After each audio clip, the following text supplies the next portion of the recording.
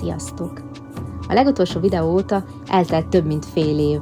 Más ennyi idő alatt egy egész házat felépít, de hát sajnos nekünk nem sikerült, hiszen nagyon sokat kellett várni arra, hogy a papír része az ingatlanvásárlásnak rendeződjön, hogy minden hivatalosan is a nevünkre kerüljön.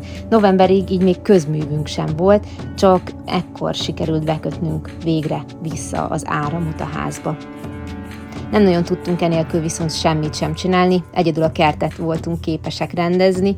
Nyírtuk a füvet, eltávolítottuk a törmelékeket, a szemetet az udvarról, illetve a házból, és ősszel sikerült kiforgatnunk a földből a rengeteg sok gyökeret és farönköt, amik nélkül nagyon nehéz volt a kert rendezése.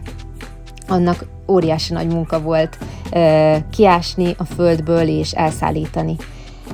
Ez idő alatt nagyon sok időnk volt arra is, hogy tervezgessünk, hogy felállítsunk a fejünkben egy sorrendet, illetve hogy kitaláljuk, milyen fűtés legyen majd a háznak, milyen legyen annak az elosztása, tehát a szobáknak, és azt gondolom, hogy a 2024-es év viszont már teljesen a felújításról fog szólni, arról, hogy ezt az összes tervet, amit kitaláltunk, hogyan kiviteleztetjük majd.